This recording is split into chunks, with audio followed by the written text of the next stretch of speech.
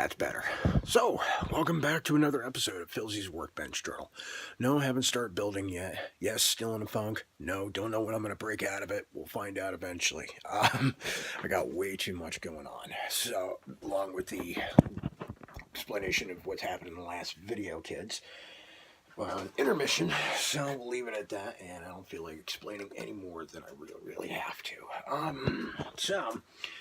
So what's been going on, and why am I on the Workbench Journal? Well, we'll talk about paints and stuff, and, for 27 years, or around that point, I've played with a lot of brands of paint, but it's been over 20 years since I started using acrylics. Where do I even start on this story? We'll figure it out somewhere. Yeah, it's been long. It's been busy. It's been long. Not so much busy, it's just boring. But, life beckons and stuff, and faking the funk and all that stuff. Anyway, let's start talking about what I've been doing. I'm out of space in my paint, out of my paint shelf, so I gotta pick up a new paint rack or something, because I got a lot of new paints, and I'm starting to run out of room, with the paint shelves. Or I'm gonna have to sacrifice something. I'll figure it out. But I noticed it's been over 20 years since I've used enamels, unless you count spray cans, which really, technically they don't count because they're a necessity, especially with how, even though the acrylics are good, they're kind of weak in the adhesion department on bare plastic. I don't know what caused me to. Actually, I do know what caused me to switch to using acrylics. When I first started, like most model builders around my age and older, started using enamels. So it was like, you had to get the paint thinner, you had to get the brush cleaner, and it was a pretty toxic mess. And you had to make sure the room was well ventilated, and you had to make sure you're not near an open source of flame, so on and so forth. And you always get the joke of, oh, you sniff the fumes. Nah, no, I don't. Do it again, I'll stab you with it. I'll stab you. Any non-builders come up with that joke again, I feel like stabbing them with this X-Acto knife. Or slicing them up pretty good. Works better than a switchblade. The only thing that works better than that is a utility knife. I'm kidding. I don't need the FBI at my door. All right, I'm just kidding, guys. Anyway, but still, it's the figurative feeling. No, actually, the reason why I switched to acrylics was, long story short, it involved lacquer thinner and a tin from Humbrol called Gloss Sea Blue. Allow me to tell the story. I was working on an AMT Erdl F7F Tiger Cat kit, and it's a really, really nice kit. It was a great kit. And I was having trouble trying to get the Humbrol paint to dry. We know Humbrol, it's pretty good. It's very good, hand brushing, but airbrush wise, it was really thick. So it took in my opinion, it took forever to dry, and it's an enamel, so it took forever to dry. I mean, we're talking forever. So I figured, lacquer thinner works pretty good. Works like a dream. Well, long story short, between using airbrush, the lacquer thinner, and the Humbrol, it was a hot day. Even though I had the room well ventilated, it was a hot day, and I didn't realize that the fumes were going to affect me like they did. I mean, I was okay. And stuff. And then once I walked back in the room, those fumes just hit me like a ton of bricks. And it was just like, yeah, I think I'm done with that. And that's what prompted the transition to acrylics, so to speak. I mean, I dabbled with acrylics here and there when Poly S before it became Poly Scale at the time. And so, I dabbled with it a little bit. It was a little bit tricky. Once I got the hang of them, I shouldn't say once I got the hang. Once I started looking at my options in acrylic paints, that's where I started making my commitment in 1997. From that point on, it was all acrylics from there. I started buying Polyscale, Gonzangyo, Tamiya, and whenever I could find it, testers, and it went on from there. then I went to Vallejo, then I went to Life Color, you name it. And I tried a lot of acrylics over the years, and they're a lot easier to use. They're less toxic, not non-toxic, but they're far less toxic and they're far less flammable. And depending on what brand you have, you could get away with using water or rubbing alcohol. However, I learned how to use the acrylics through the years of trial and error, and it took a long, long time to really get the hang of that, which is pretty interesting. It doesn't help matters that each brand had a different formula, so it was still a little more tricky. It was made for a lot of comedy uh, with acrylics. But the good part was they didn't come in tins, so that's what made life easier. And it's interesting because most people that use acrylics, who start using acrylics from the get-go, look at me like, what are enamels? Uh, I don't know. Acrylics and enamels, two different beasts. It's best way to describe it. Think of like using it's like certain fuels. Enamels are more oil-based or petroleum-based, whereas acrylics are a synthetic, or it's synthetic and water soluble. It's best way to describe it. Think of gasoline and kerosene, or certain fuels that you use for things here and there. It's two different beasts, and the advantages that I found with acrylics outweigh the disadvantages, especially when I started using the testers acrylics. Now, for those of you from across the rest of the world who watch this, I don't know why you're watching this. Maybe you just need comedy, see how stupid Americans can be. Yes, particularly you guys over in Europe and somewhere in China or something. I don't know. It's Testers is a lot like Humbrol is basically the brand that we use here. It's a lot like Humbrol in England, Revell in Germany and the rest of Europe, and same thing with Tamaya enamels over in Japan. Testers was basically the paints we grew up with as when we first started model building in the United States and parts of Canada. I had to throw that in there because we all grew up with that. The small little bottles, like 5-10 cents, and it went to 50 to $1 or $2, so on. It was little bottles. And the reason why we used testers, it was because it was more than just model building paint. It was also for craft projects, Pine Derby car racing, little knickknacks, arts and crafts, that kind of thing. And, so testers was involved with that, especially when you don't feel like using especially if you didn't like using acrylic paints for like little crafts and stuff. And also, they were readily available. But if you wanted like the military paints or the real genuine automotive paints, you had to go to a hobby shop to like Model Master from Testers, which you had to go to a hobby shop to acquire them. And even though they were a little more expensive, you got more for the money. Even though they still had a separate rack for the tester set, the regular Testers paints. So, and they were kind of generic. So it just kind of goes from there. And I tried a lot of acrylics over the years. When Testers actually tried making their own Model Master acrylic paint, it didn't go over too well. Best way to describe it, it had a consistency of like glue, like Elmer's glue. It wasn't that good, and thinning it was a pain in the ass. Painting with it was difficult. I shouldn't say difficult. It actually wasn't bad, but airbrushing it was just, it was like pulling teeth. So they did away with that paint line, and then they reintroduced with the Testers Acro line, because Patra and Testers actually used to be under the same house, which was RPM.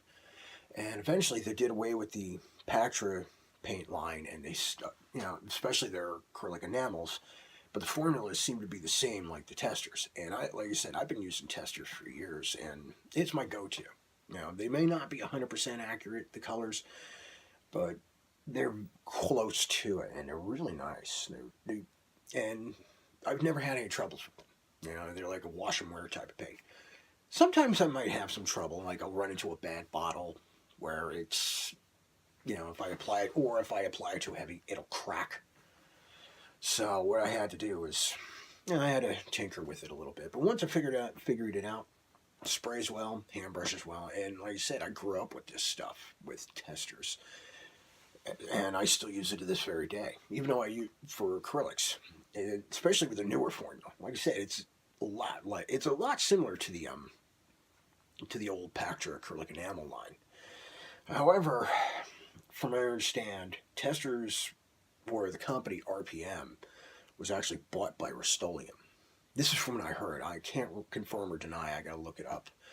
And from other fellow modelers, particularly their enamels, the paints seem a little they tweaked the formula or tinkered with it. So now we gotta relearn it all over again. How it paints, how it hand brushes, how it airbrushes, and how to mix it and stuff. It's gonna vary, so it's kind of tough. But I don't just stick with one paint. I do have a couple others. I still have a few bottles of the old poly scale, which was discontinued. I'm hoping that they'll add some of the old polyscale colors to the testers line. That would be really nice. I really wish they would. Um, but since can't get those, there are other alternatives. I got I got life color, which is right here. These I'm still getting the hang of. Hand brushing, they work great, but airbrushing, it's hit or miss. I got the hang of them with the single action airbrush, but I'm still trying to get the mixing ratio, which is a crapshoot at best. You know, don't put in enough thinner. It's gonna fight you. It's gonna fight you in spraying every step away. Put in too much thinner. It's just gonna be a watery mess. But otherwise, like their colors, they're very close. They're not 100% like testers, not 100% accurate. Some of them are hit or miss. For example, I had to lighten up their ghost gray considerably, or like compass ghost gray. Well, it's all the same federal standard color number. I had to lighten it up considerably to white to match the tester's light ghost gray.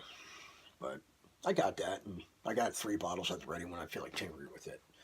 I'm still learning to work with it. I did drop the pressure quite a bit on my compressor, between 15 to 20. I still got to try to tweak it a little more, see if I can get it to spray out of my double action.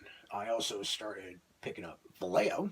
I have their model color line, which is perfect for figure painting and little arts and crafts and hand brushing.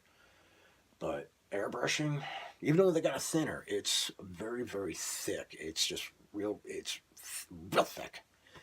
And even then, you still got to use quite a bit of thinner. Fortunately, they came out with a Model Air line, which is generally the same, but specifically designed for airbrush. And I've seen their metallic colors, their metal coat colors that they have for airbrush. That stuff's fantastic. I still got to practice with it, though. I have some of their paints. I've probably dealt with them before. I have stuff called aircraft colors. Used to be imported under Aeromaster, if I'm not mistaken. I could be wrong on this. And the formula is actually pretty similar to the Vallejo. So, and you know, it worked pretty. And I've used the Vallejo, and I've used the aircraft colors for a single action airbrush. It sprays really nice, especially if you thin it just right. Yeah, it sprays really, really nice. The only thing that I'm still getting used to, well, at least on the Model Air, is it's got a sweet smell to it. So it's like I'm like, wow, that smells interesting. You know, I'm used to that paint smell from Testers, Life Color, or the alcohol smell, the glycerine alcohol smell from Tamaya or Gunsangyo, now known as GSI Krios. I'll talk about those a little bit more. So yeah, I'm still getting the hang of those. What else do I have? I got some old bottles of Pactra acrylic enamel. It's basically just acrylic, but it's a really good paint, and it's a shame they discontinued. But at the same time, I'm glad testers picked up where Pactra left off. Uh, Interesting part is I also have the Tamaya, which is real tricky. Works great in the airbrush, but same thing with the GSI Krios or Gunsangyo, the Aqueous Hobby colors.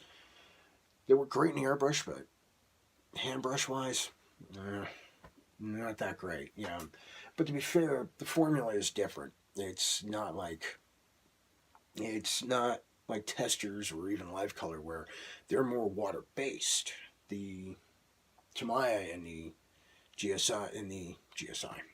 Aqueous Hobby Color seem to be more glycerin or alcohol based. Like they work great, like you said, they work great through the airbrush, but hand brush wise, you better start painting quick because if you don't, it turns into a goopy mess. And they're a lot easier to use for the airbrush.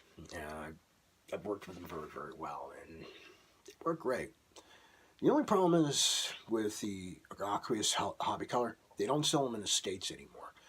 Ever since Gonzangyo merged with Krios, I think that's the name of the company, they stopped selling them in the United States. I actually had to order a whole bunch of bottles of the Aqueous Hobby Colors from overseas because you can't find them anymore. Yeah, they got Mr. Color, which is an acrylic lacquer, which is a whole different beast, which I do not want to touch with a 10-foot pole. No, that's just way out of my league. My days working with enamel are done. I don't want to go back to dealing with lacquer again. No, no more. No.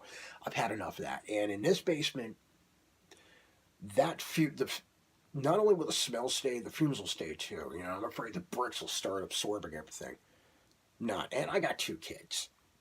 Or I got a 21-month-old, and I got another kid on the way come September. I don't think they need to see Daddy just slumped over the desk as such, just from the fumes. No, it's not working that way. Especially if I'm going to be passing the torch to my kids. I got a son, and I'll have a daughter. I don't need them seeing what happened to Daddy. I already deal with dangerous stuff at my job on a regular basis. Nah, no. My hobby is for enjoyment, not to take risks. But as I said with the acrylics, I've really gotten better with them, and I like them. I really do. They've got their drawbacks. Airbrush wise, they're they're different beasts as compared to enamel. You got to know how to tweak the pressure. You got to know how to do the thinning ratio. You got to make sure, and I try to make sure that I use the brand thinners according to the paints I use. But the good part is I don't have to, unlike Humbrol or Extra Color, I don't have to deal with little tins. Tins are a pain in the ass, especially if you don't seal them all the way. I got bottles like this. However, testers should get with the program and come up with bottles similar to Life Color or Tamaya, for that matter. That would be nice. Or start using eyedroppers like Vallejo does. Matter of fact, here is one of these. I've also got to try AK Interactive, which is similar to Vallejo, but a little different. I haven't tried Mission Models. I've heard about them. They're a new one. They're a new acrylic company. Tallery has a line out. Really not interested in those because you really can't find them. Well, at least I can't find them. But I can find Life Color, and I can actually find Vallejo at my local craft store. Well, one of them. Really, otherwise they're not that easy to find. Same thing with Life Color. So I got to go to the hobby shops for that stuff, or order them online, which I really don't like doing. Like you say, it's learning. Acrylics are a little tricky to learn, but once you get the hang of them, they work. They work pretty good, and they're not as toxic. They're not non-toxic. It'd be nice, but they're less likely to be flammable, and they actually have a longer shelf life. Strangely enough, I actually got a couple. Like I said, I got a couple old Pactor bottles that date back to like 1998. You do the math. That's a long shelf life, and they're still good. That's a long shelf life, man. Think about that. And I've actually opened them a couple times. I've used them a couple times, but they got a long shelf life. Sorry for repeating myself. I'm tired. I'm old. Well, not that old. I mean, I'm 41, but not that old yet. And it's past my bedtime. I figured talk to you guys a little bit. But eventually, I'm gonna pass this. I'm gonna pass this stuff on to my kids or a nephew or something. We'll see what happens, or even a niece. But for as long as I'm in building, I've been using acrylics for a majority of my career. For some reason, I unknowingly, besides the lacquer incident involving the tiger cat, for some reason, it just subliminally told me that enamels are going to be harder and harder to find because of the environmental concerns. And I think that's part of the reason why I switched to acrylics. That and acrylics are more cheaper, more readily available. But 1990. It was 1997. It was just I didn't even think about that. And it's interesting because the whole toxicity thing. The whole toxic thing. I remember when I was using enamels and the paint bottles on the Tester's Model Master line would actually say contains no lead. I didn't think about that, and now we know lead's pretty poisonous. Or we just started discovering that lead is poisonous over the long term. So, and I think the only reason why they use the lead as the additive for enamel paints is for better coverage. I don't, and I kind of noticed a difference in the enamels, but I don't know about acrylics, so I didn't know anything different. And I didn't realize that until now. So the more I think about it, the more I think about it now in regards to this hobby, the more I'm realizing that this hobby is actually kind of dangerous.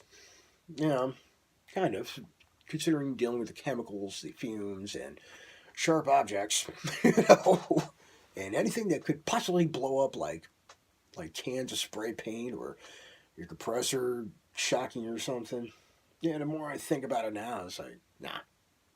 But as I was saying about the acrylics, the benefits, I did find the benefits outweigh the drawbacks. I've been using a primer for as long as I can remember since I started the hobby. So in that case, it became more of a boon than it became a hindrance when it came to using acrylics, and it worked in my favor because unlike enamels, where even though when I spray the primer on, with the enamels I ran the risk of pulling the primer.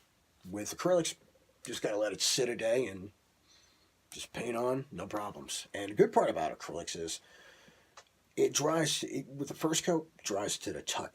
At least if it's dry to the touch, you can put on the second coat without a hitch. But you can't do that with enamels. With enamels, you can't do that. As soon as it dries, you gotta wait for a couple hours, or you gotta wait for a couple days for it to fully cure. Acrylics, you don't have to worry about that. First coat dry, all right, let me get the second one on. Problem solved. That's the good part about it. And like the water, to clean up with water, that's another great advantage. But that's a given. Even the Tamiya and the Tamiya and Aqueous Hobby Color, you can still clean them up with water. Yes, they're not true water based, but they're still water soluble, which means you can still clean your paintbrushes with them. Thinner's cheap, and so is a brush cleaner. All you need is water or rubbing alcohol to clean them out. However, I did find out the hard way that certain brands of paint do not mix well with rubbing alcohol. For example, I found that out with Life Color the hard way. It coagulated. Oof, that was an ugly moment. Fortunately, it was just cleaning out my brush. I just put it in a little batch and it just gelled up on me. Testers, depending on the how the batch was made, and also depending on the type of rubbing alcohol. Like I found out 91% alcohol, not a good idea. I can get away with 71% rubbing alcohol, but not 91. But I only use that to clean out the airbrush, or if I don't have the Tamiya thinner for the Aqueous Hobby Color or the Tamiya. So I'm done rattling off for the evening, but I figured I'd talk a little bit about what I'm doing with my paints and stuff, and share a little bit, and make some pointless chatter. So I'm gonna get some sleep. You guys have a good night. Happy modeling. Take it easy, and let's see what I got next on my channel on YouTube here. So have fun, guys. Good night.